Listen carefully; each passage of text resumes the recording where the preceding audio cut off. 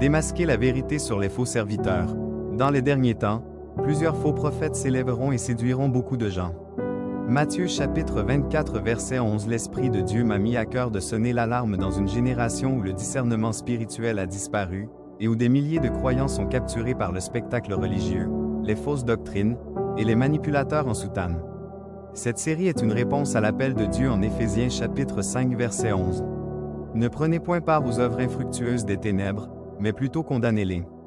Nous ne sommes pas ici pour juger les cœurs, mais pour révéler les fruits, pour ouvrir les yeux des innocents, et pour protéger les brebis du piège des loups. Tu découvriras, à travers des récits véridiques et documentés, la trajectoire de faux hommes de Dieu qui ont commencé avec le feu du spectacle, mais qui ont fini dans le feu de la honte. Que chaque épisode t'aide à rester éveillé, à revenir à la parole, et à ne suivre que le véritable berger, Jésus-Christ. Épisode 1. Le prophète de l'herbe. La descente aux enfers de Ledebo-Rabalago. J'ai une parole pour toi aujourd'hui, enfant de Dieu. Ne te laisse pas séduire par les signes, les miracles et les apparences de puissance. Car tous ceux qui crient « Seigneur, Seigneur » ne viennent pas de Dieu. Certains sont envoyés par les ténèbres pour égarer les enfants de lumière. La Bible dit dans Éphésiens chapitre 5 verset 11, « Ne prenez point part aux œuvres infructueuses des ténèbres, mais plutôt condamnez-les. » Et dans Matthieu chapitre 7 verset 15, Jésus nous avertit, « Gardez-vous des faux prophètes.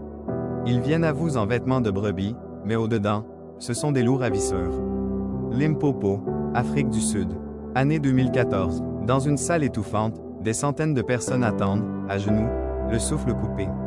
Entre alors un homme, Ledebo-Rabalago, fondateur de la Mount Zion General Assembly. Il brandit une Bible et un spray insecticide Doom. Le Saint-Esprit m'a dit de pulvériser ce produit sur vous, et vous serez guéris, proclame-t-il. Une femme s'avance, il lui asperge le visage. Elle tombe, la foule acclame, mais ses yeux brûlent, et la vérité commence à éclater. Quelques jours plus tard, les images envahissent Internet. On y voit des fidèles à quatre pattes dans l'herbe, mangeant comme des animaux. Un homme croque dans un serpent vivant. Certains rampent, aboient, obéissent sans poser de questions. Ledebo justifie. C'est l'onction. Dieu me parle. Mais d'anciens fidèles, eux, commencent à parler. Ils nous forçaient. Si on refusait, ils disaient qu'on était rebelles à l'esprit. En 2016, une journaliste découvre l'envers du décor. Des pressions psychologiques, des dons imposés sous menace de malédiction, des enfants traumatisés par des scènes violentes.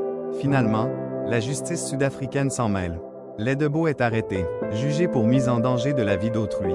Il est condamné. Son église s'effondre. Ses fidèles s'enfuient. Le masque tombe. La Bible est claire dans 2 Pierre chapitre 2 versets 1 à 2. Il y a eu parmi le peuple de faux prophètes. Ils introduiront des sectes pernicieuses.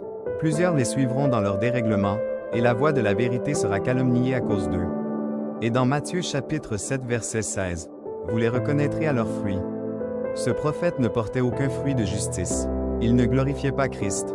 Il glorifiait ses délires. Ce qu'il appelait « révélation » n'était que manipulation. Il a humilié des âmes sincères. Il a blessé des cœurs qui cherchaient Dieu. Toi qui lis ceci, réveille-toi. Est-ce que ton pasteur glorifie Jésus, ou lui-même? Est-ce qu'il te conduit à la repentance, ou à la peur? Est-ce que tu es édifié, ou enfermé? Dieu ne t'appelle pas à ramper comme un chien. Il t'appelle à te tenir debout comme un enfant du royaume. Seigneur, garde mes yeux spirituels ouverts. Éloigne-moi des manipulateurs religieux. Donne-moi le discernement pour reconnaître les faussaires. Je choisis la vérité, même si elle dérange. Je choisis ta lumière, même si elle ne fait pas de bruit. Like si tu refuses de suivre un loup déguisé. Commente, assez, c'est assez. Si tu refuses d'être manipulé.